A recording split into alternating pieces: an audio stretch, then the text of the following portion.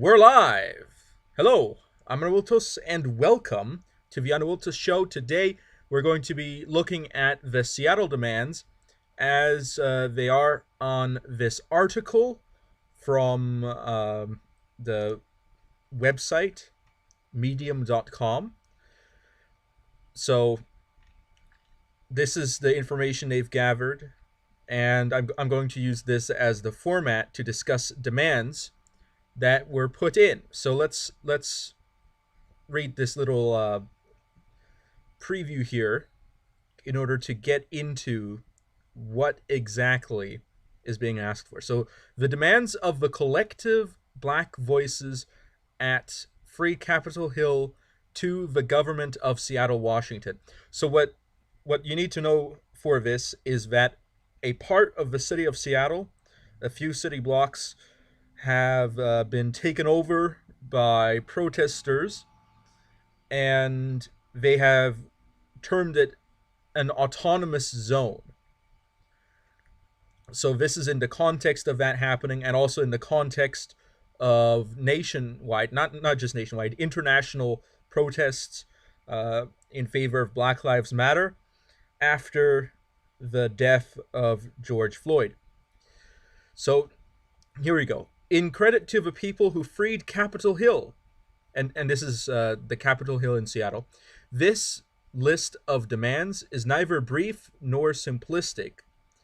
This is no simple request to end police brutality. In other words, there are ulterior, that means further motives here. We demand that the city council and the mayor, whoever that may be, I guess that's assuming that maybe if the mayor gets deposed and someone else comes in charge, implement these policy changes for the cultural and historic advancement of the city of Seattle and to ease the struggles of its people.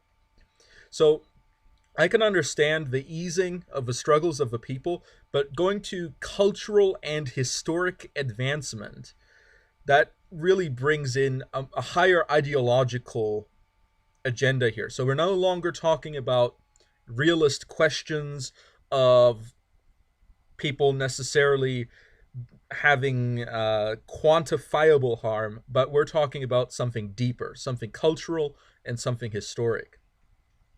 This document is to represent the black voices who spoke in victory at the top of 12th and Pine after 9 days of peaceful protest while under constant nightly attack from the Seattle Police Department. These are words from that night, June 8th, 2020.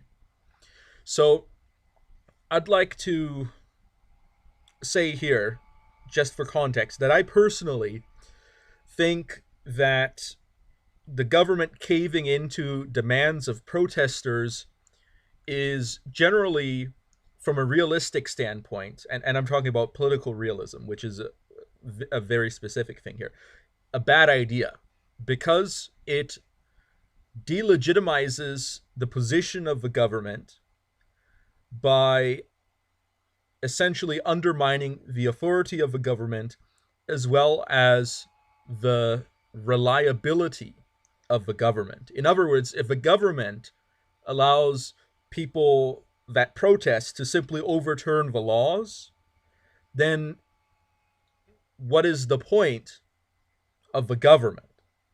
In other words, what you're having then is another government behind the government, in which case you should get rid of that government and have that other government instead, because then at least things would be straight and direct and you wouldn't have to have weird middlemen.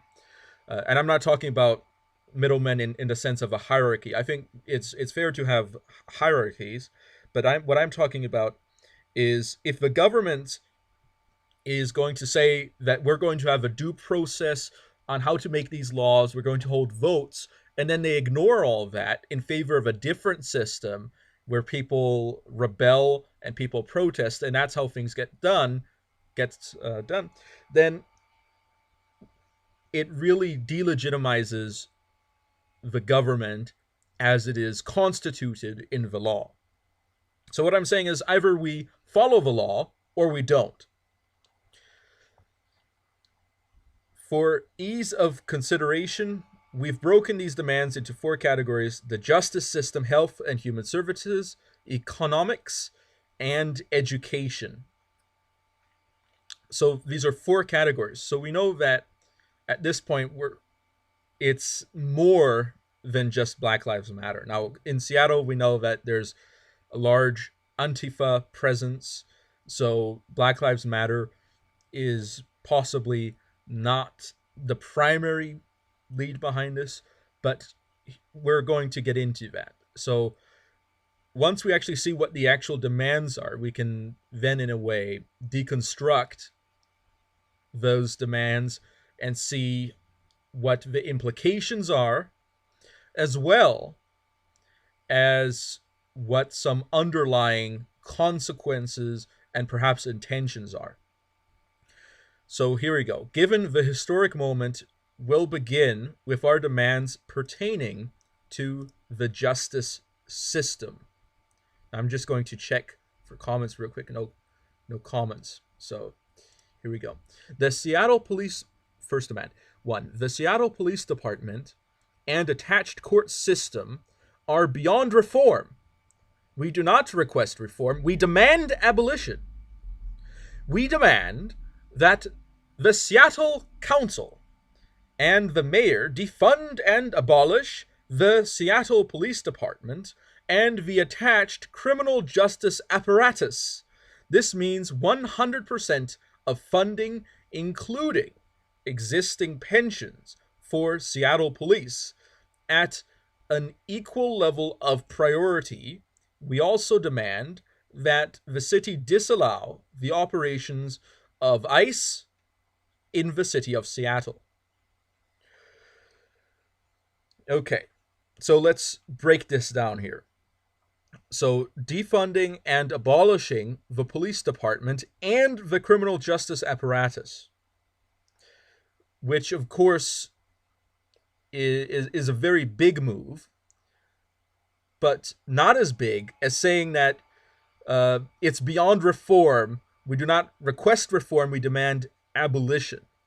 So this isn't a simple, we're going to change things around. This is, we're going to get rid of it. And the problem that I have here, this idea of it being beyond reform, is, I think, illogical and irrational. Why? Because the way it got to be the way it is now is by reform and by laws and by the way that policies are implemented. In other words, the idea that something is simply beyond reform is silly and irrational, especially if it is a political structure, because unlike physical structures where you might see a building that's decaying and eventually the supporting structure of it becomes too weak, so you have to demolish it because you can't refurbish it because the structure simply can't take it anymore. Unlike that, political structures are abstract in the sense that you can change a law, and then once you implement the change, the whole system changes. So the idea that it is beyond reform, I find completely silly. Okay, this is not a serious demand from a politically minded person. The only person that I think could seriously make a demand that says there is no reform, only abolition, is someone who is an anarchist. And honestly, I don't take anarchists to be the high point of political philosophy. That's putting it lightly. But anyway, this idea of 100% of the funding, including existing pensions for the Seattle police. So if you've worked in the police in the past, your pension's gone. Your retirement's gone. Your life out of a window. Your life savings. The protesters don't respect that. So that's also a problem. And the city disallowed the operations of ICE in the city of Seattle. Now, ICE, if my memory serves me correctly, is not an agency of the state of Washington. It's Immigration and Customs Enforcement, which is a federal law enforcement agency that is under the Department of Homeland Security. So if the city of Seattle were to disallow a federal department, and the Department of Homeland Security being under the office of the president, it would essentially be a rebellion against the laws of the United States of America, which would, oh, sorry, I accidentally went on my own video there. But that would be a huge problem from the perspective of running the country if local towns simply reject the authority of the central government. So that is not going to happen. And if it is going to happen, if the federal government concedes and lets this happen, it will be a huge blow against the legitimacy of the federal government. And for that reason, from a realistic perspective, that's not something that should happen. If you want to have a stable country, that is. If you are an anarchist and you want to destroy the country, then that's something that should happen. But if you are not necessarily a patriot or a statist, but just someone that wants to have a country at all, that's something that you should want to avoid. So, in the transitionary period between now and the dismantlement of the Seattle Police Department, we demand that the use of armed force be banned entirely. No guns, no batons, no riot shields, no chemical weapons, especially against those exercising their First Amendment rights as Americans to protest. So let's get this straight here. Not only are they asking for the police to be disbanded, but in the transitionary period, from the disbandment of the police to whatever follows, because obviously it's not going to be a power vacuum. They're obviously not going to be able to implement full anarchy because that just doesn't work. What's going to happen is somebody's going to have to take charge, and that could be they're going to have a posse, or perhaps mobs, or the mafia, or Antifa, or whatever, private security companies. There's a number of alternatives people propose. So it's not as if they're going to get rid of policing as a whole. And if they get rid of policing as a whole, that just means that organized crime takes over. Because that's what you see when the police is weak in an area. What you see is that the people living in that area don't like the fact that criminals can go around and get away with it. So then some other criminals decide that, well, the police is weak in this area, and people here need protection, and the police isn't giving protection. So we're going to provide the protection. See, that's where you get the gangs come in. And you pay protection money to the gangs instead of paying taxes to the government. So, in other words, that's generally what's going to happen. Because if there's no way to prosecute people when they break the law, then it either becomes that where you establish a new law in the area, or it becomes arbitrary violence with no guiding principle, but simply whatever each person thinks is just, which means that there's likely not going to be consistency, because from person to person there are a wide range of ideas on what justice and injustice are. So But the silliest part of this is the armed force to be banned entirely. So the police isn't allowed, not only forbidden from having guns, but from batons and riot shields. Why would the police be banned from using shields? Shields are defensive equipment. The answer here is that this is about taking over. This is a hostile takeover. The reason why the they want to ban the shields as well as the weapons. And by the way, I'm entirely in favor of the use of chemical weapons in the right situations. The the banning of the shields in particular, and I understand you can use shields to push people around. I understand that.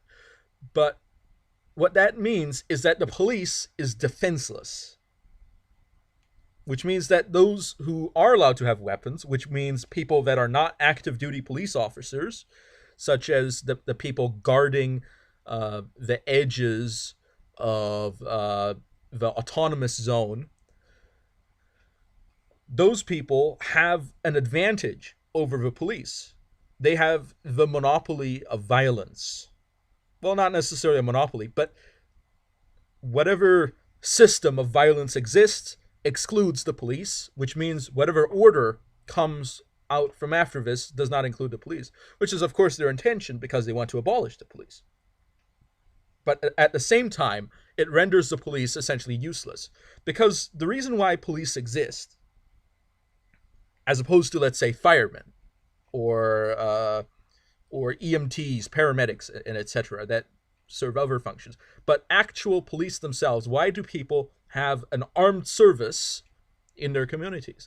The answer is because there are criminals that may either become violent or will refuse to be arrested and to stand for their crimes when asked gently. Because if someone committed a crime and you could simply give them the subpoena and expect them to show up, that would be great.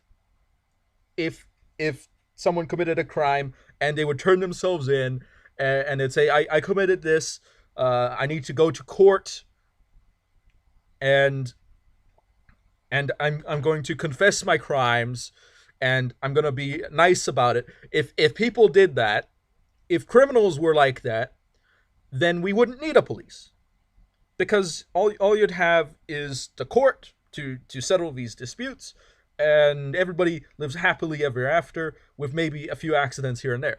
But the fact is, that's not what happens. When someone gets confronted over crime, the person might run away. The person might become aggressive.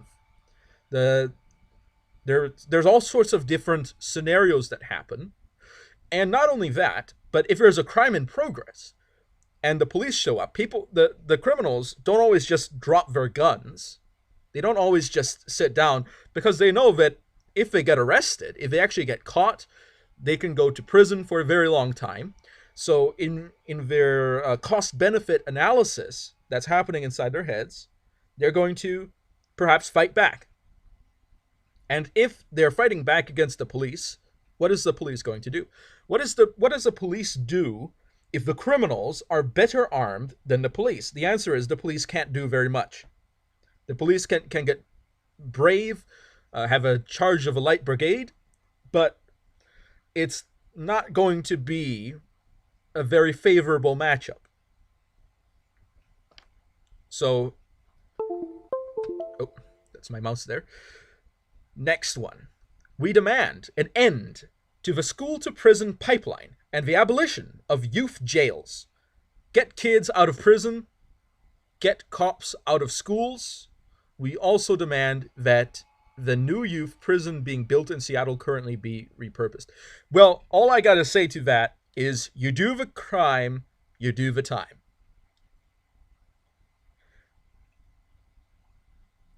And I understand that some children might not be fully aware of the consequences. I understand that. And let me just be favor. I'm also in favor of massively reforming the prison system. So I'm not saying that the current system we have is okay. What I am saying is A, it shouldn't be people demanding under threat of civil disobedience to get this done. It should be legislators doing this. It should be done by elected legislators in due process as the country is designed to be operated. And the second point is that if children do commit crimes, something does have to happen. If a child goes around murdering people, am I going to say, well, we're going to go easy on you. We're going to give you a stern talking to. We're going to disarm you, and we're just going to let you go. Is that what we're going to do? Or maybe we go really old-fashioned on this, okay? Let's go back to the old days, Bronze Age, okay? Where if your child commits a crime, the parent or legal guardian has the right to punish the child in any way, including, okay, you ready for this? This is real stuff, including the death penalty. Imagine that. Imagine if your parents had the right to execute you if you were naughty. Imagine that. But no, we decided a long time ago that maybe, just maybe, our society is big enough that we actually can organize a way to have trials and to talk these disputes out in what we call courts, and so that we can prevent people from being excessive in the punishment of people or from being too lenient in the punishment of people. So what I'm saying is, if someone commits a crime, that person has a responsibility. And in my view, the responsibility is a responsibility of remuneration, which means that I'm in favor of a system where if you do damages, you then have a debt for those damages. Now, on the exact way on how that works, I've talked about it in other areas, and I don't want to bore people with excessive pontification of my political views. So let's go somewhere else on this. But what I am saying, however, in regards to point 3, is that we need to do something to children that commit crimes. Okay? If I'm in a war and I see a child soldier pointing his gun at me, you better believe I pull the trigger. All right? That's all I'm saying. A child, we may not want to hold children accountable for these things, but the fact is, when a child does actually engage in the behavior, that kind of behavior, we have to respond to it in some way. So, number 4, we demand that not the city government, okay, so this isn't a demand to the city anymore, not the state government, state of Washington, going over your head, but that the federal government launch a full-scale investigation into past and current cases of police brutality in Seattle and Washington, as well as the reopening of all closed cases reported to the Office of Police. Accountability, in particular, the Office of Police Accountability. In particular, we demand that cases particular to Seattle and Washington be reopened where no justice has been served, namely the cases of Josiah Falatogo, Demarius Butts, or Butts, perhaps, Isaiah Obet, Tommy Lee, Sean Four, and Charlena Lyles. Now, on the pronunciation of those names, your guess is as good as mine. All right, I'm not going to pretend like I know every language. But I will also say that I'm not familiar with these people. I don't live in Washington, okay? So I'm not familiar with what exactly happened in those cases. But if there is evidence that has been disregarded, I think that perhaps there might be some worth of investigation there. But again, I'll go back to that. It shouldn't have to be the federal government to do this.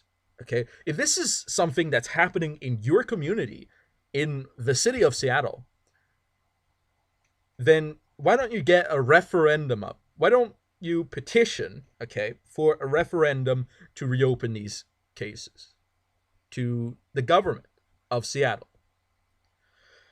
Why does it have to go to the federal level on this? And I understand that there might be inefficiency, but I think the inefficiency has to do with the way the government is structured. Um, but ideally, you shouldn't have to go that far to get these things done. And I'll also say, ideally, you shouldn't be making demands in this way anyway. But I've already made that point multiple times. We demand reparations for victims of police brutality in a form to be determined. Okay. You know what? If someone has been unfairly victimized by excessive police force, then I would agree that those damages that are caused should be remunerated. In other words, if the police has been excessive and let's say you broke a collarbone and then you went to the hospital, then I think that it's fair if they pay back those expenses for you. Perhaps if it was considered a criminal or in violation of conduct, then perhaps even more than the exact sum, just for two reasons. One, because of the injustice of the event, and also for the inconvenience of it having happened, and thirdly, to discourage that type of behavior from occurring. So I'm actually on board with this one to some extent, but of course, the real question is, how do you define police brutality? Because I think that there are justifiable situations in which a policeman, in my view, has the right to be brutal. And it's not just my view, it's in the view of the law as it is written. And that's really what I have to go on because, well, that's the way the country is run. We demand that the city of Seattle make the names of officers involved in police brutality a matter of public record. Anonymity should not even be a privilege in public service. Okay. All right. So I've got a twofold opinion on this. A, I think that legal records, unless they violate, let's say, confidence on international relations. I understand that on the higher diplomatic and military levels, there are reasons why things have to be secret. Okay? I think anybody that's running a large country would have to acknowledge that. Unless it violates some secret information that should not get out. And when I say not get out, I'm not saying that as an opposition to the people, but rather for strategic reasons. There's reasons why the government doesn't announce all its military plans ahead of time. Unless it is something like that, I think it's fair if they're public. At the same time, however, in a society, because we live in a society where people are just, I don't think that heckling those officers or that being excessively rude or harassing to those officers is in good manners. I don't think that is a component of good manners that I would expect from people. So the reliability of this, whether it should be public, is could be a problem if people abuse it. So I'm in favor of perhaps initially making it public, but if it ends up being abused, if people end up being targeted, as I don't think they should be, because if this is something that is criminalized, if excessive force is something that they are punished for, then ideally the punishment that they are given should be sufficient, and any in excess of that would be unjust. So if then the public begins to additionally punish the officers, I would say that that would be a gross injustice. So I'm saying that the information should be out, but people should also be held accountable for the responsibility that they have for it. Okay. Number 7, we demand a retrial for all people in color. I'm presuming they mean of color currently serving in a prison sentence for violent crime by a jury of their peers in their community. Now, I would say that this should be a case by case basis, because if we have questions on whether maybe there was a false confession or falsified evidence, or perhaps additional evidence has been found, then I can understand where you could say that it invalidates the original trial. But if none of those factors exist, then I don't think there should be a retrial. If now I am personally more in favor of an inquisitorial system of justice, which is based on trying to prove facts from which then the question of whether someone has committed a crime is answered, rather than the adversarial system that we have in the US, where people are sued and then you have a jury. And I'm going to be honest here, the average jury member is not an expert. Okay? And I would prefer to actually have experts doing the judgments on these things. I'm just saying that I understand that there's people that disagree with me on that, and I'm not going to push that too far here. What I am saying, though, is that if someone has been justly convicted, I don't see any reason to do a retrial, because that would be double jeopardy. We demand decriminalization of the act. It might not be a double jeopardy. I don't actually know if double jeopardy works in that way. I understand it works in the other way, but I don't think it works in that way. I'm not sure. We demand decriminalization of the acts of protest and amnesty for protesters generally, but specifically those involved in what has been termed the George Floyd rebellion against the terrorist cell that previously occupied this area known as the Seattle Police Department. This includes the immediate release of all protesters currently being held in prison after the arrests made at 11th and Pine on Sunday night and early Saturday morning, June 7th and 8th, and any other protesters arrested in the past 2 weeks of the uprising. The name Evan Hreha in particular comes to mind, who filmed Seattle police macing a young girl and is now in jail. Now, did the girl deserve to be maced? I don't know. So maybe it's a legitimate complaint there. And if all he was doing was filming, I don't see a particular reason to arrest him. But here's where I disagree here. Okay, there's actually a bunch of places where I disagree on this particular demand. Number 1, acts of protest.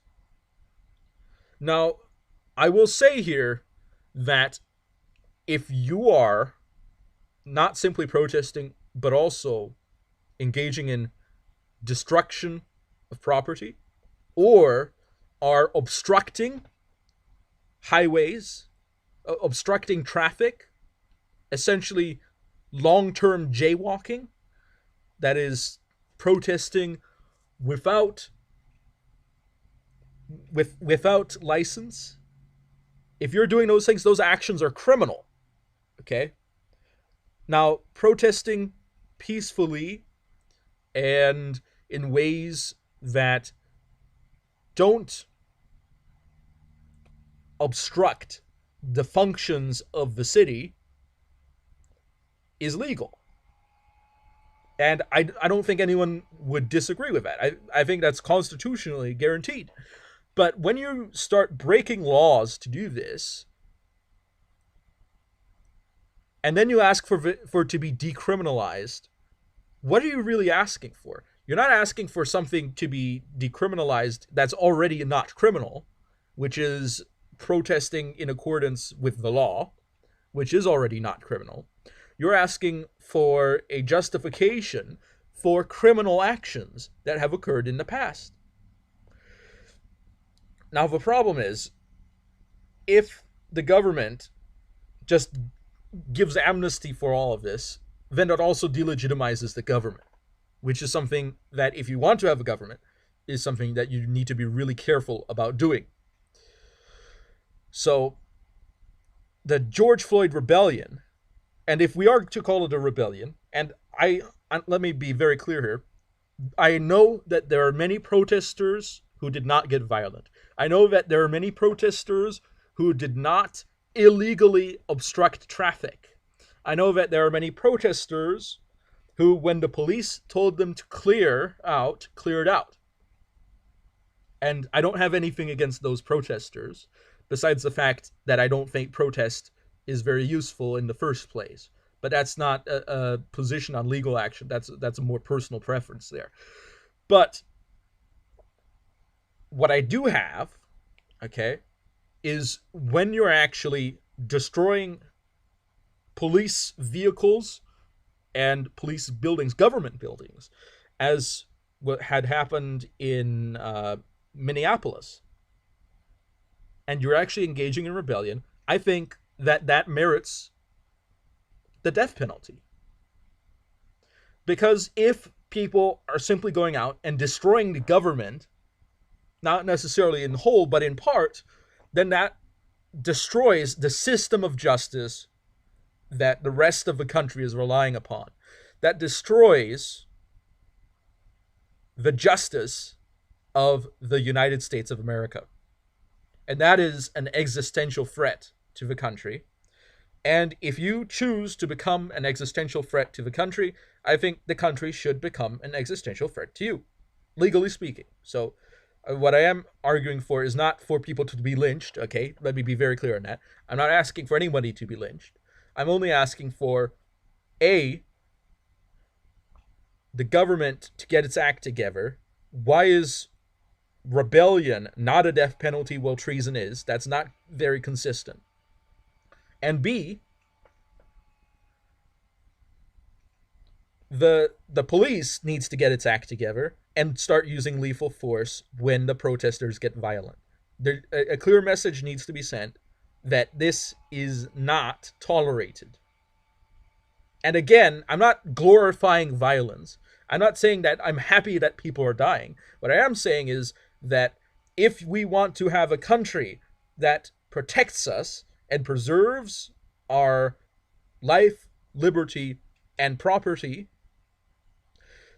we need to have a government that is willing to actually exercise its monopoly of violence.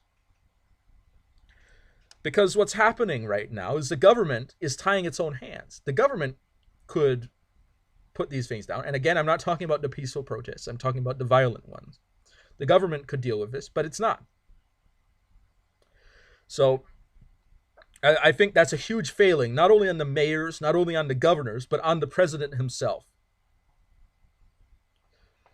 So, okay, number 9. We demand that the city of Seattle and the state government release any prisoner currently serving time for marijuana-related offense and expunge the related conviction. Why? Okay, let's be honest here.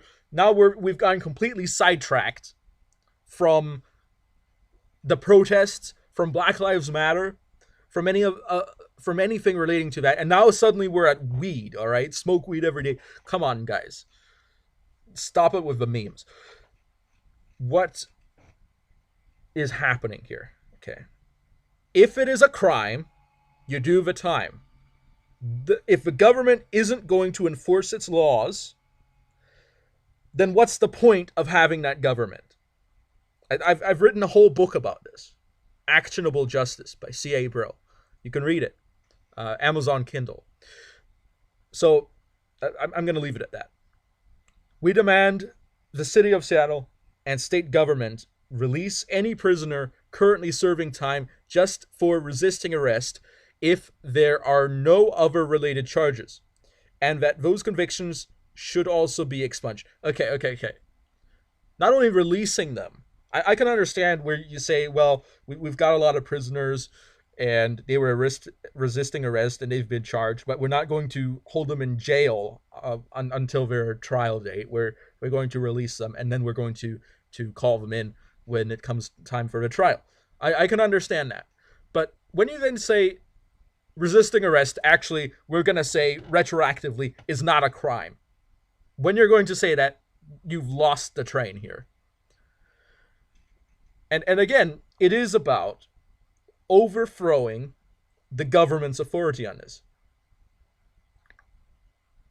Because for the police to be effective, they need to be able to legally make arrests. And when somebody resists arrests, then the police need to be able to enforce the arrest. Otherwise, what's the point of having the police? And it goes back. It's just complete chaos there. And well, not complete chaos. I know that they're trying to replace these things with other things, but why not just come straight out and say it? We want to take over the country. Because that's really what they want. They want to take over. Okay. We demand that prisoners, and again, going back onto the idea of the monopoly of violence, the only reason they can get away, assuming they're getting away, the only reason they're not getting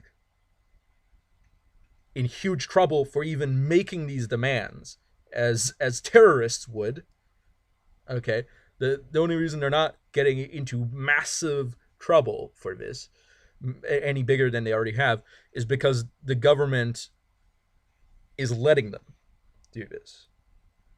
Because the government doesn't have to sit and let people make these demands. We demand that prisoners currently serving time be given the full and unrestricted right to vote, and for Washington State to pass legislation specifically breaking from federal law that prevents felons from being able to vote. Well, if Washington passes that legislation, then I think it's time for Washington to fall under military occupation, because if the states just want to pass any legislation they want illegally, then what is the point? And I understand states' rights people. I understand what the Constitution says on various things. I understand that. But we have to go with the laws as they are now.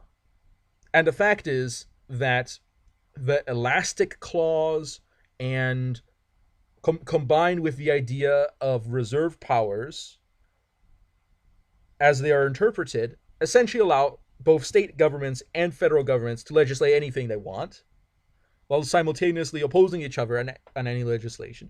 And simply speaking, that's a bad system. We need to reform the Constitution so that we actually have clearly defined points where we actually know where the federal government's law is absolutely supposed to stop, because the elastic clause could mean literally anything, as does the reserve powers to a lesser extent. But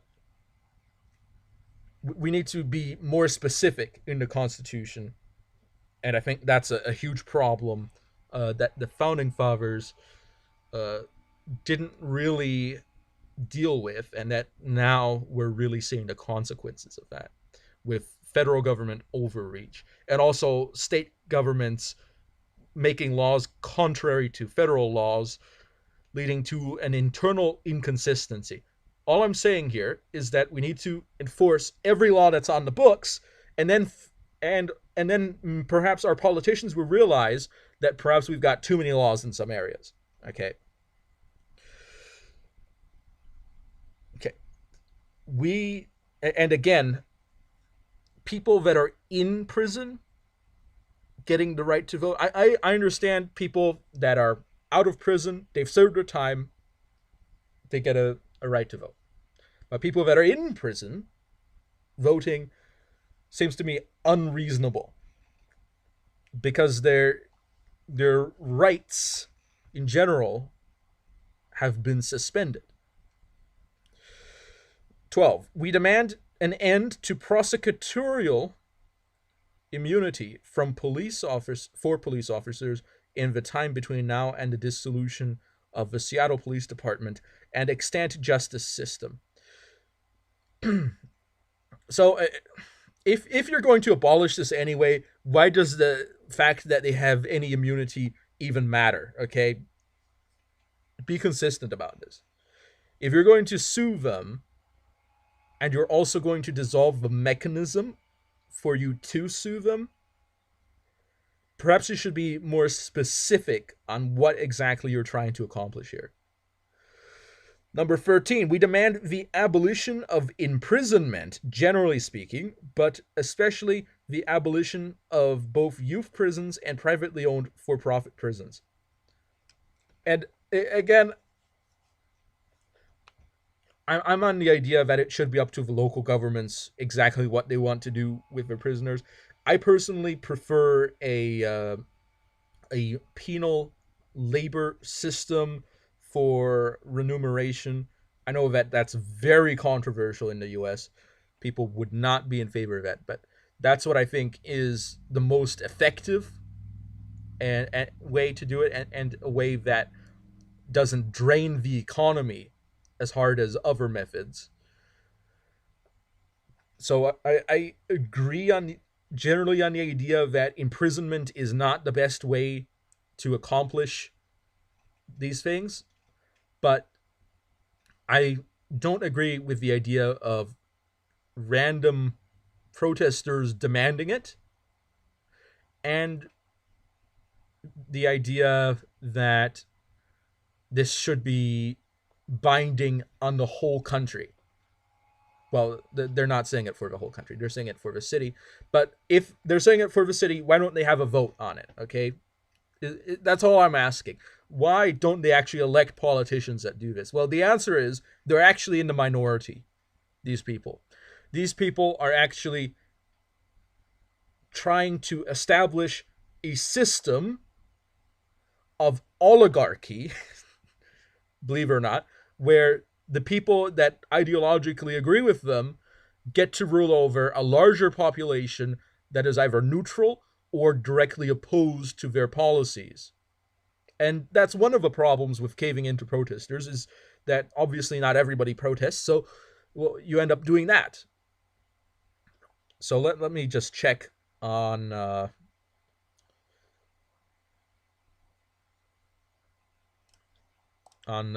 comments here. Roundtable decision. Hey, Anavultus, crime will go up for sure. If they get this through, crime will go up for sure. I can agree with that. Thank you, Roundtable decision, for watching, by the way, and anybody else watching as well. But let's talk about the next demand. Okay.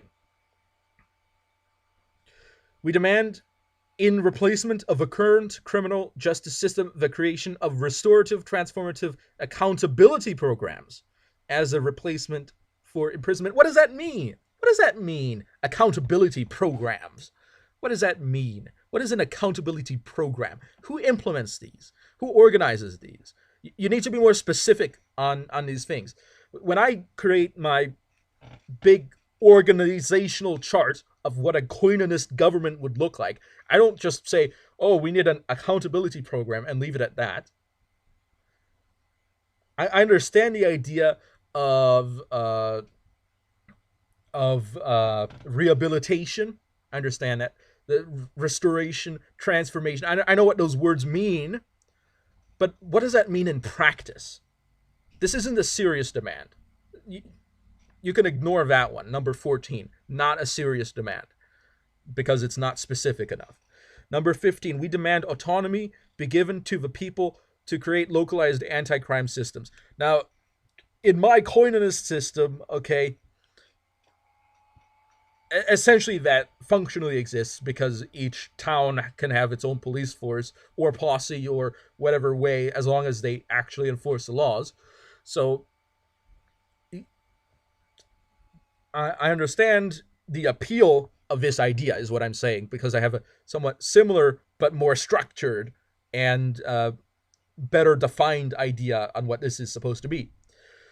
But this idea of the people, i.e., a mobilum vulgaris, random mobs of people getting together and creating localized anti-crime systems without any, and you might say accountability programs, but I don't see where the accountability is if it's just random people getting together.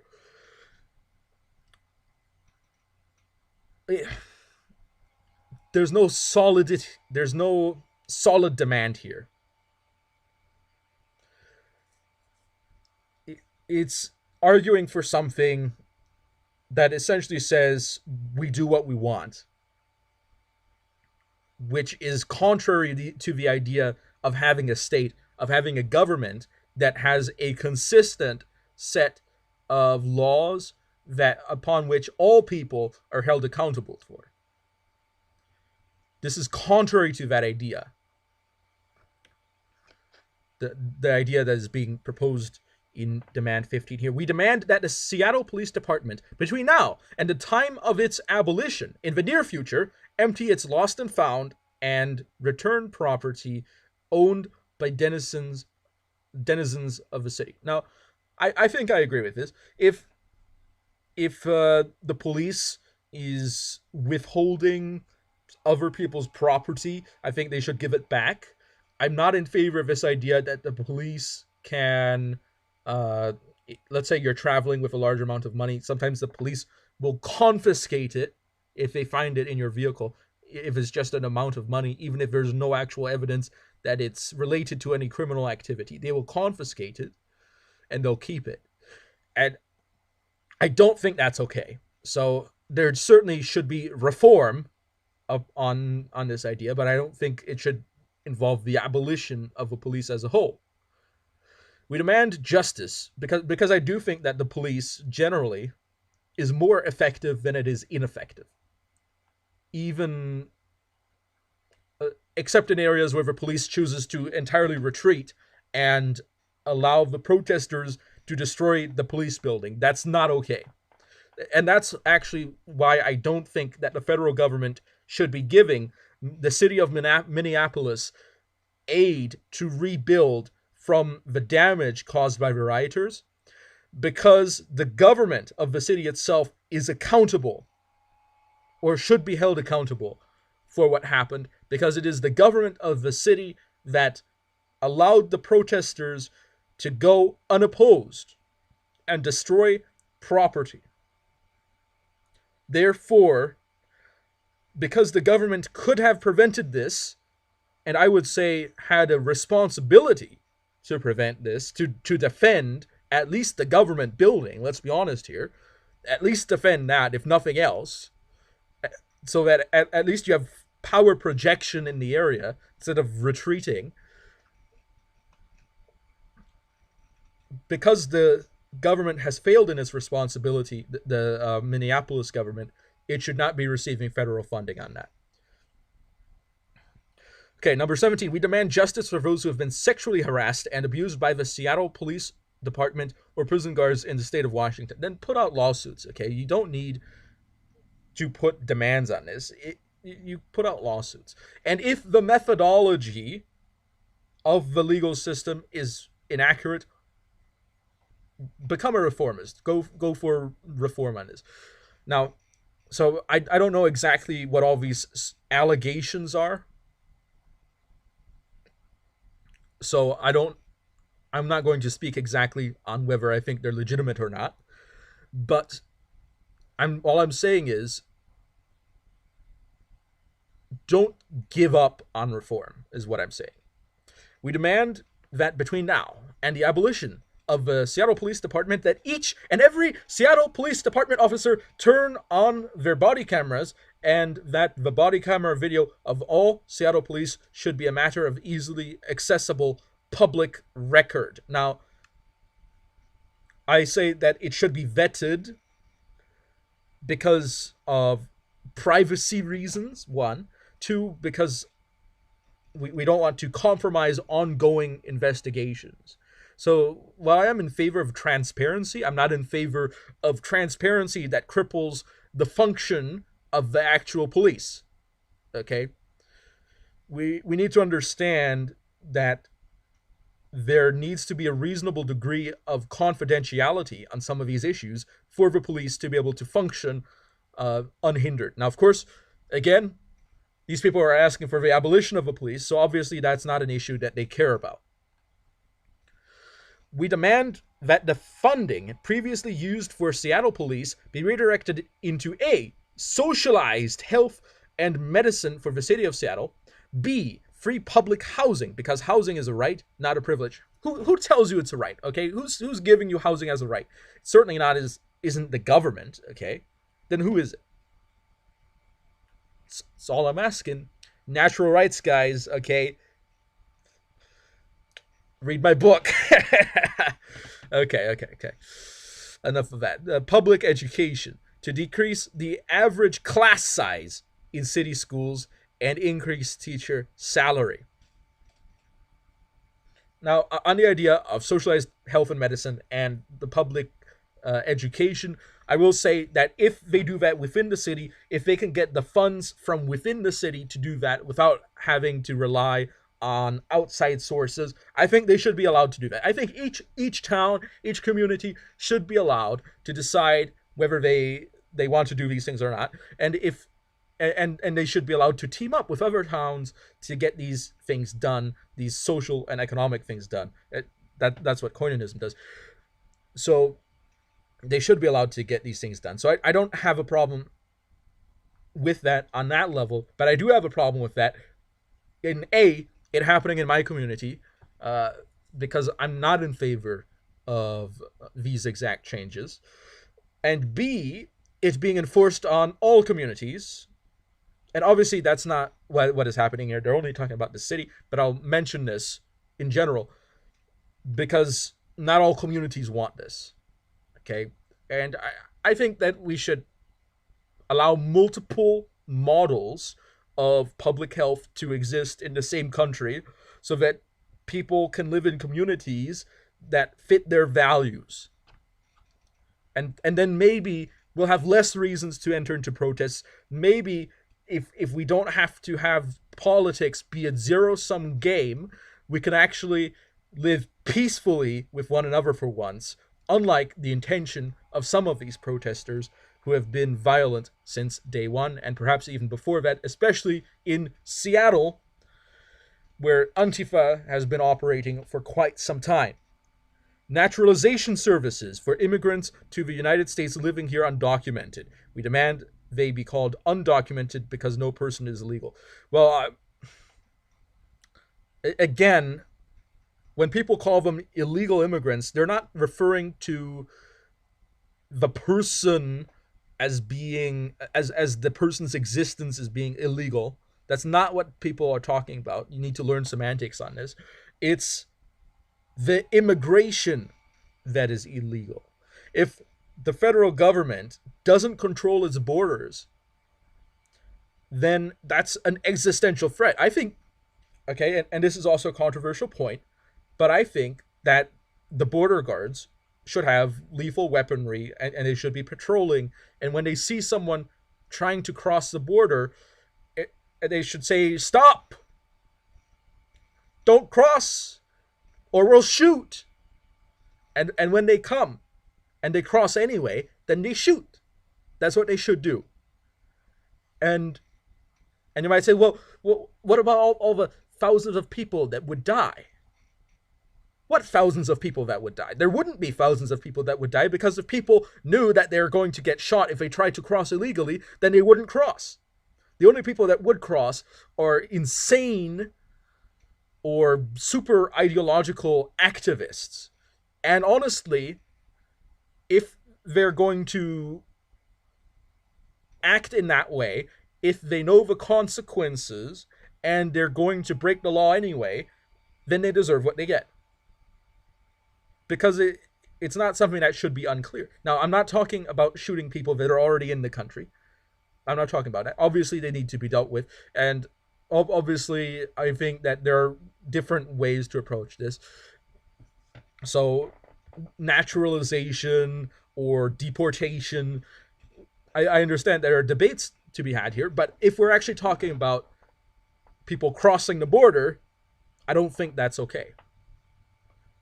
Except for in official crossings, where they can then show their papers and cross legally.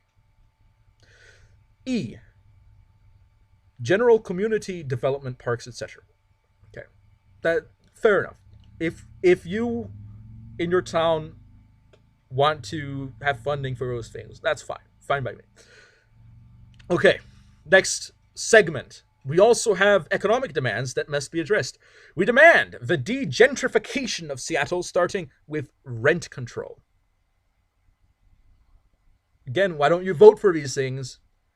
It's not as if Seattle is an authoritarian system. It's not as if Seattle is despotic. There is a democracy. You don't have to put this as a demand. You can have this as a vote. And then if you lose the vote, then you lose the vote and you accept the consequences. And maybe if you don't like the consequences, you get together with like-minded people and you start your own town where you do these things. That's how I think it should be. But unfortunately, it's not that simple. But I think that's how it should be. We demand the restoration of city funding for arts and culture to re-establish the once rich local cultural identity of Seattle, which I think has been thoroughly drained by the presence of Antifa. But personally, I'm not one for much arts and culture funding. I don't like my taxes going up, okay? So that's not something I'm in favor of. And by the way, I don't make a ton of money anyway. I wish I actually made a living wage from this YouTube stuff, but I don't. We demand free college for the people of the state of Washington due to the overwhelming effect that education has on economic success. Wow. And the correlated overwhelming impact of poverty on people of color as a form of reparations for the treatment of black people in the state and country, the country as a whole. I'm not in favor of racial reparations.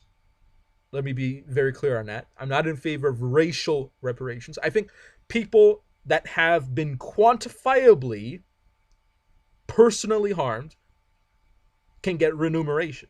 I think they should be, if the harm was criminal.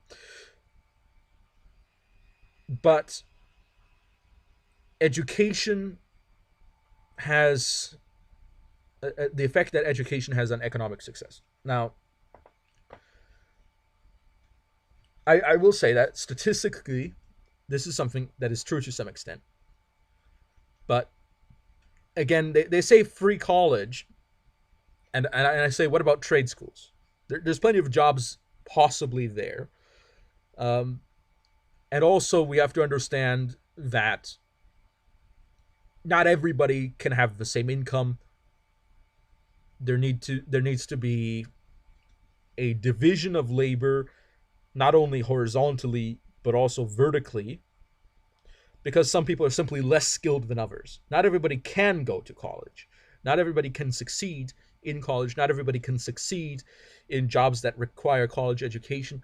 And also, some college degrees are absolutely useless, and it is astounding how some people get hired simply because of a piece of paper. I think people really need to change their mentality from looking for pieces of paper to looking for actual skills that people possess. Now, nowadays, the internet is becoming more common and more accessible to a lot of people. So, in that way, it's actually possible to learn a lot more skills more easily than it has previously been. So, in that way, we should be eventually seeing a gap, a closing gap in the availability of education, not the availability of educational institutions, but the availability of education itself. For example, okay, I as a philosopher, okay, I didn't institutionally study philosophy. I studied it independently, and that's what got me here today. So, in other words, here, you don't necessarily need to go to a college to have the skills to succeed. But I think what's important here is changing the mentality of people, because many people have this idea in their minds that if they don't get into the highest colleges and the universities, they can't succeed. Because there's also trade schools, there's a potential for apprenticeships in some areas, there's other options here. We need to stop taking a monopolar view on this. And it's a much more complex issue than this one demand really encapsulates. And that's really the problem that I have with this demand, is that it doesn't encapsulate. Also, it's a demand, and obviously all the people that work at colleges need to get paid, which means that the money's got to come from somewhere. So we need to also think about the viability of these ideas as well. We demand that between now and the abolition of the SPD, that Seattle police be prohibited from performing homeless sweeps that displace and disturb our homeless neighbors, and on equal footing we demand an end to all evictions. Now, I think that homeless people in some ways should not be put in a position where they can have no presence anywhere. That's something that I'm not in favor of. Now, on the idea of evictions, if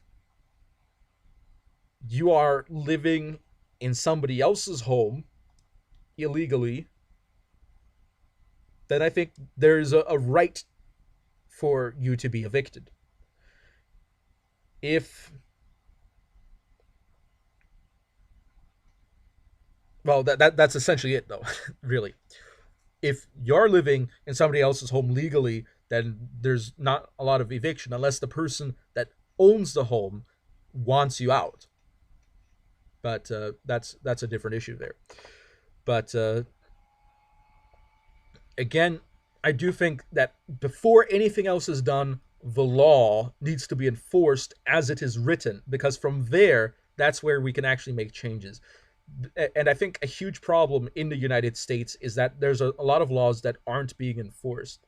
Not that I'm in favor of these laws that aren't being enforced, but rather that by actually enforcing these laws, we have a standpoint for getting rid of them. We actually have an impetus to get rid of bad laws if we enforce the bad laws, so that the lawmakers know that the laws are bad and that they can get rid of them and that they should get rid of them. I think all the lawmakers should get, let's say all the members of Congress, for example, should get a full printout of the entirety of all the federal laws that over which they have power to legislate. I just want to see their faces when the trucks come in, dumping truckloads upon truckloads of paper. And this should happen at the beginning of every legislative session. This should happen. And then maybe they'll look at it and see we need to have some reforms. So maybe a constitutional rewrite, perhaps, might be necessary there. So that A, we can fix this issue, and that B, this won't happen again. Number 5, we demand a decentralized election process to give the citizens of Seattle a greater ability to select candidates for public office such that we are not forced to choose at the poll between equally undesirable options. There are multiple systems and policies in place which make it impractical at best for working class people. Why just the working class to run for public office? All of which must go, starting with any fees associated with applying to run for public office. I agree, actually, a large part on this, that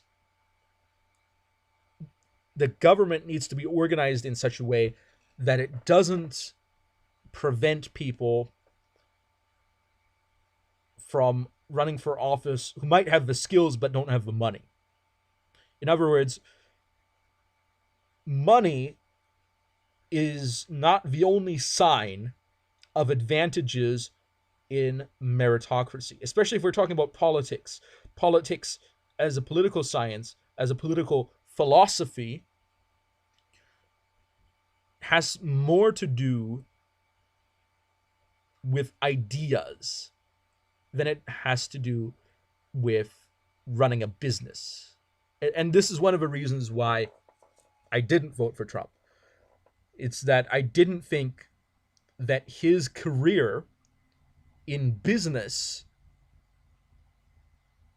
was transferable or should be transferable to a career in politics. I'm actually in favor of the existence of career politicians, as controversial as that may be, because I think that people should be experts in their craft. Now, the exact way in which they want to reorganize their elections, I don't know. And to be honest, I don't think that I would agree with the exact way in which they would want to reorganize it. But they didn't really mention exactly what they wanted here, though. So there we go.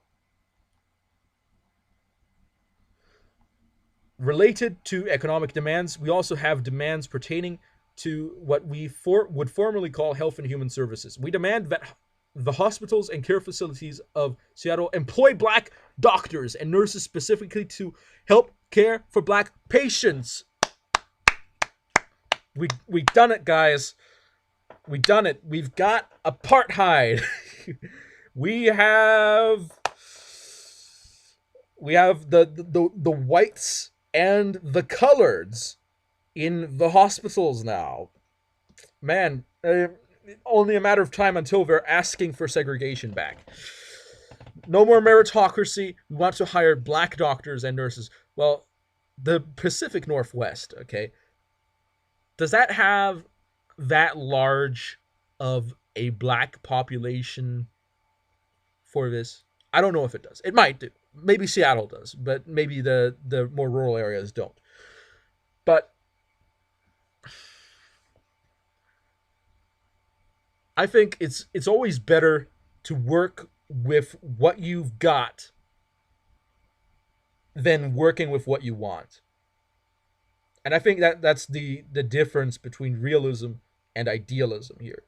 Working with what you've got versus working with what you want. I see this as working with what you want.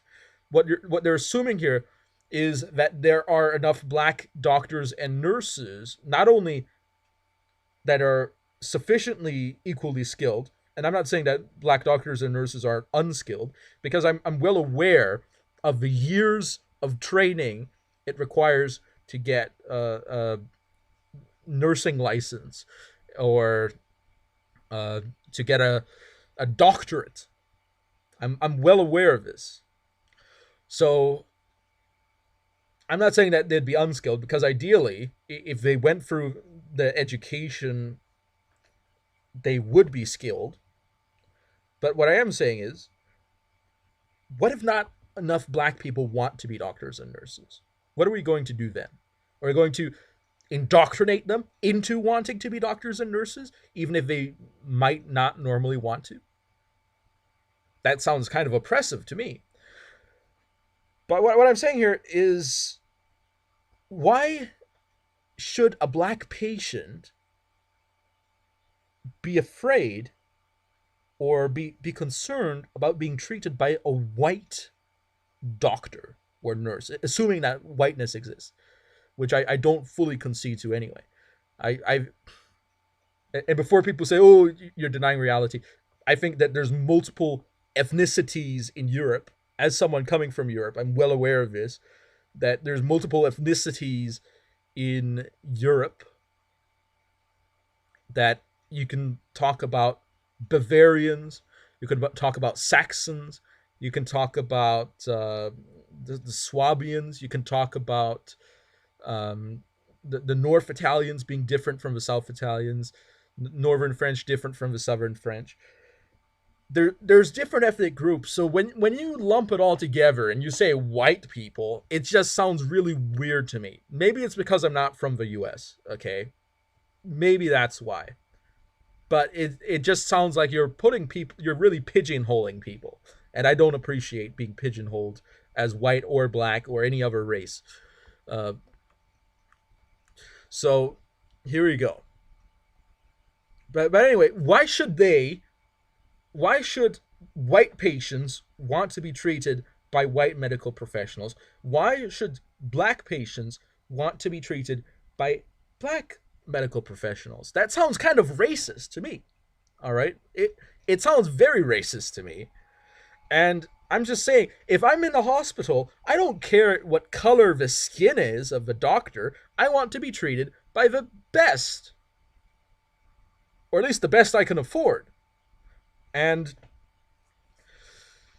that means that I'm not going to care about the skin color, because people might say, well, average IQs, etc. Well, that's the average, but there's also outliers. There's also people here, there, and everywhere. That's just the average. Okay, so you could have a doctor of any ethnicity be really good, or a doctor of any ethnicity be really bad. So I just think meritocracy is really the best way to run a hospital here, instead of looking for racial segregation. Because if it's about saving people's lives, then it shouldn't really matter which race it is that is treating you. Because if you don't want to die, does that matter? We demand the people of Seattle seek out. This is a demand to the people, not to the city. Seek out and support black-owned businesses. Your money is our power and sustainability. Now, I don't know how much black business owners are behind these protests. Generally speaking, business owners are less likely to be behind various types of destructive protests, especially considering the black business owners that have suffered under similar protests by the destruction of their businesses, not only from other people of color, but also from white people joining in on the protests again. So I'm not sure that the black business owners are really behind this. Okay, they might be, but I'm not sure that they are. But the people of Seattle, that's right, they are demanding that the people. I thought these demands were coming from the people, but obviously they're not. They're coming from a small political group that is trying to act as an oligarchy, as a minority ruling a larger population, to force certain changes and to undermine the government of the city of Seattle, the state of Washington, and the United States of America. seek out and proudly support black-owned businesses. So not only is a demand for the people to spend money there, to take their money and put it into black-owned businesses, because remember, this is a demand. This isn't we would ask. This isn't we would be honored if you would do this. This is we demand. This is do this or else. Because that's what a demand is. In this context, anyway. And proudly support. So not only are they looking at people's financial actions, they're looking at people's minds. And this is really when I had a quick skim over this earlier, that really concerned me, is that this is tyrannical. This is a tyrannical demand. Because not only is it forcing people to support this through their money, but also through their internal approval. Proudly support. Next one. We demand that the city create an entirely separate system staffed by mental health experts to respond to 911 calls pertaining to mental health crises, and insist that all involved in such a program be put through thorough, rigorous training in conflict de-escalation. You know what? That's a fair principle, but I don't think it's a fair demand. Again, as this is a demand. We say, do this or else. That's what they're saying. So while I agree in principle, depending on the statistics on this, that this might be something that's useful, I don't agree in the way it's being brought about. I think that the way it's being brought about delegitimizes the process by delegitimizing the institutions involved in the process. Now, if it then is implemented finally afterwards, it becomes the institution, then I'd say, well, what's done is done, but the way that it was done remains downright evil, I'm going to say it. Because if it is opposing justice, then it's injustice, and injustice is ontologically evil. Therefore, there you go. Finally, let us now address our demands regarding the education system in the city of Seattle and state of Washington. So it's not just the city, but the whole state. We demand that the history of Black and Native Americans be given a significantly greater focus in the Washington state education curriculum. How much? Okay, how much do you want? Because obviously they talk about it somewhat. Let's be honest here. People aren't ignorant 100% about these things. So obviously the education talks about it somewhat. Okay. But how much do you want? Give us a percentage, or perhaps what is something that is particularly relevant. And again, what you're going to end up with is a situation where they're excessively talking about that and they're not talking about other important things as well. Because that's generally how these things end up. You end up focusing too much about this because you're invested in this particular thing that happened. We demand that through anti-bias training, thorough anti-bias training become a legal requirement for all jobs in the education system, as well as in the medical profession and in mass media. Well, if you're talking about anti-bias here, doesn't that contradict with your previous demand? Because you're talking about significantly greater. You're not talking about a fair amount in proportion to historical events. You're talking about significantly greater, which can mean anything. And then you're saying, well, anti-bias. That, to me,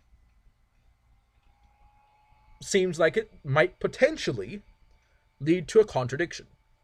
We demand the city of Seattle and state of Washington remove any and all monuments dedicated to historical figures of the Confederacy whose treasonous attempts to build an America with slavery as a permanent fixture were an affront to the human race.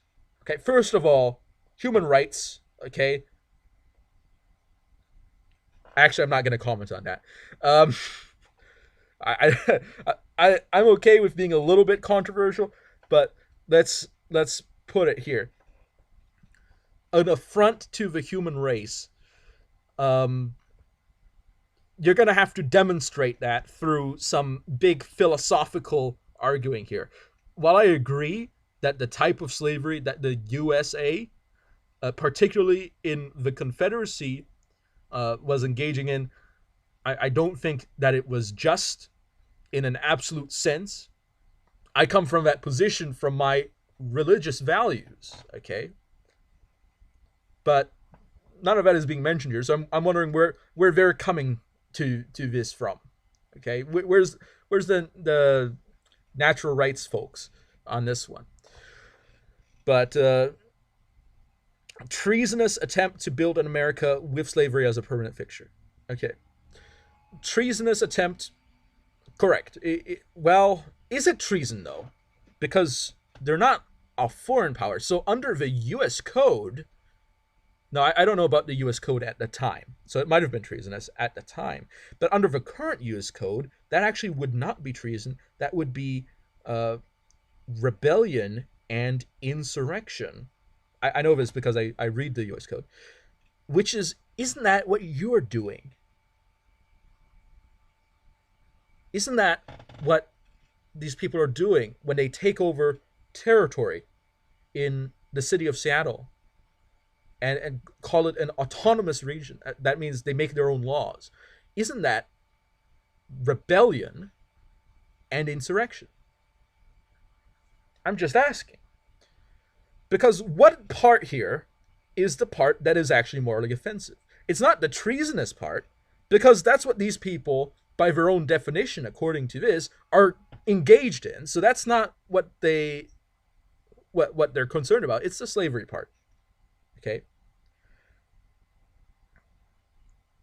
So on that note, I think we can agree.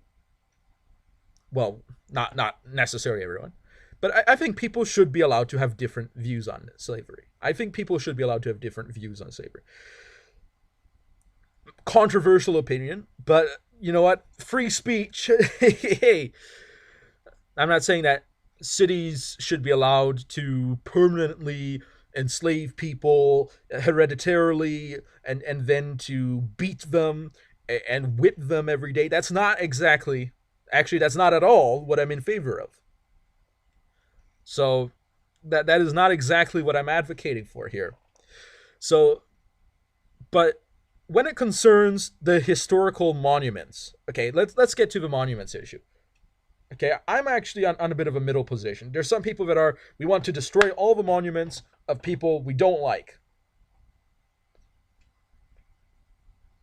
Okay, I'm on, so that's somewhat iconoclastic. Then there's other people that say we shouldn't destroy any monuments, or not. Well, not necessarily destroy. The wordage here is remove. So I'll give it to them. We shouldn't remove any monuments. We should leave them all up.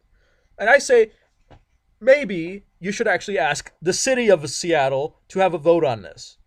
Okay?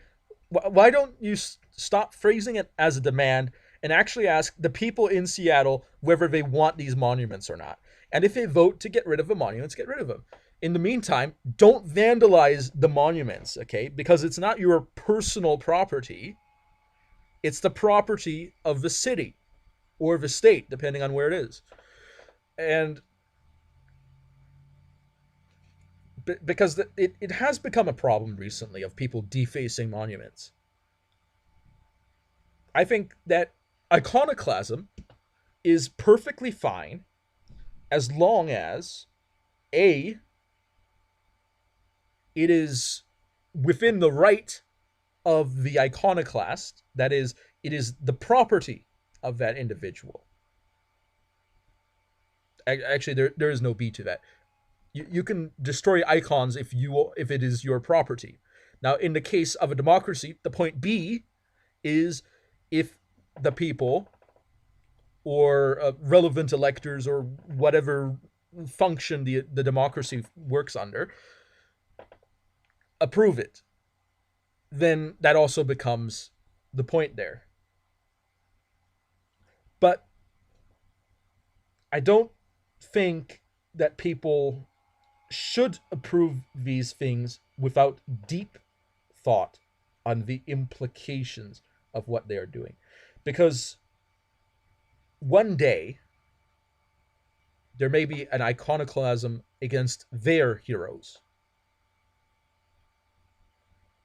Because the reason why a lot of these figures from the Confederacy are celebrated is not because they were in favor of slavery. That's not why people are celebrating them. There might be one or two people out there that do, but the reason why there was enough funding from a wide range of issues and political support to put these monuments up in the first place is because people found other admirable qualities. In other words, just because you disagree on someone on a certain position doesn't mean that you wouldn't necessarily agree with someone on a different position. I'm not of the opinion that we should have a totalist view on this, because not only is it disrespectful to the person for whom it was a monument, it is also disrespectful to the artist and to the people that put up the monument in the first place for whatever their intentions may have been. Now, am I in favor of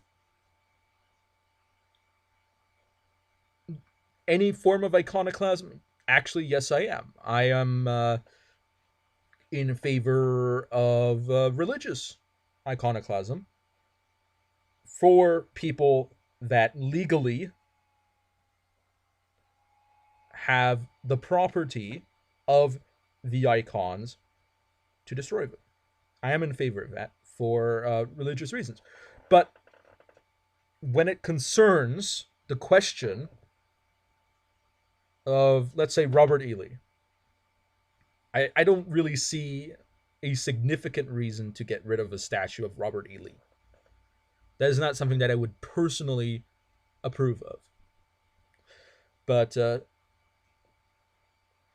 course, people take all sorts of different ideas on this, because there's eventually you'll come to the question of, why don't we get rid of statues of George Washington? Or why don't the Democrats in the Congress that wear those scarves, why did they wear those scarves that come from cultures that produced a system of institutional slavery? Believe it or not, there's all sorts of kingdoms and empires in West Africa that produced the system of institutional slavery that was then expanded upon by European colonial powers. Why are a lot of these Black Lives Matter people concerned with an African identity when it is those very African tribes that they try to identify with that kidnapped them, hunted them down, enslaved them, and sold them to foreign lands in the first place? If you are concerned about your heritage in that way, I don't think that that's very rational. Now, that being said, speaking of cultural heritage, I'm going to go out on a limb and say that African American subculture in the US is a European subculture. This might be a controversial statement, but it's a true statement from my observation. I think that culturally, ideologically, in the way they think about the world and in their values, African Americans in the US have a lot more in common with the European powers that colonized the US and developed later systems of philosophy and the Enlightenment than they do with the African powers from which their ancestors were brought. Now, this has to do with colonialism, with being separated from their homeland and separated from each other and traded around here and there, and then later being educated in a different culture and a different society, and that's where you can say it comes from. But this idea of African Americans identifying with Africans more than with the much culturally closer Europeans seems to me to be weird. Okay. Now, I understand ethnically, you could say that they might be more closely related to the Africans. But let's be honest here, a lot of them don't even know what tribe they would be related to. And I'm not saying this disparagingly, okay? I'm not saying this disparagingly. And there's also, because of the one drop rule that some people have, there's actually a lot more European admixture in the African American population than a lot of them would admit. Similar with the Native Americans, the Amerindians. There's a lot more European genetic admixture than people generally assume. So when I got a lawyer, okay, he's not my lawyer, but he's a lawyer I know, a friend of mine. When he went out and he talked to me about Ethiopian immigrants that are going through the immigration process, and he tells me that without exception, every single one of them was disgusted and appalled by the culture of the African Americans in the United States. Does that tell me that their cultures are very compatible? The answer is, it tells me that their cultures are not very compatible. So when we deconstruct African American identity, I'm not a social constructivist, but let's just deconstruct it for the sake of fun here. What we find is that culturally, African Americanism is a European subculture. But anyway, that might be a too controversial statement, a bit too controversial. Okay, let me check on comments here. Rides Seawall rides into chat in his half track. Seawall, hi, howdy, having a good day. IQ has more to do with economic outcomes than education. Maybe. Okay, I don't know the statistics on that. Certifications will overtake college degrees for many fields in the future. I think that's possible. College is only useful of certain high-skilled jobs. That's true. Best way to remove a bad law is to enforce it. I think that's sort of agreeing with a point that I made. Woo, Jim Crow 2 Electric Boogaloo. Yep. That's essentially what this is leading to. So anyway, I've made some points. I've made a controversial point about African American culture. Hopefully I don't get excessive threats. Maybe I'll get anthropologists talking to me, wanting to discuss this with me. Probably not. transcribed by at Irie Kenya and at Austin C. Howe. And I used to have a pen pal in Kenya, so it's not as if I'm talking as a complete outsider to African culture. Okay.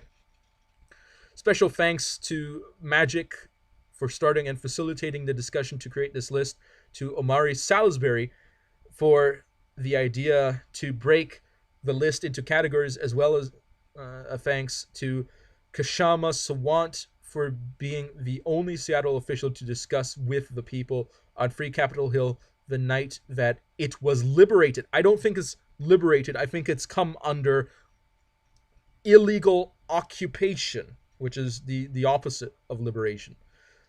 Because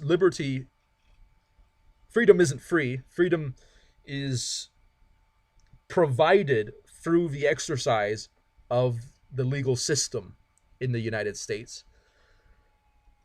So once that system is subverted, you could essentially say that it is a subversion of the liberty of the United States.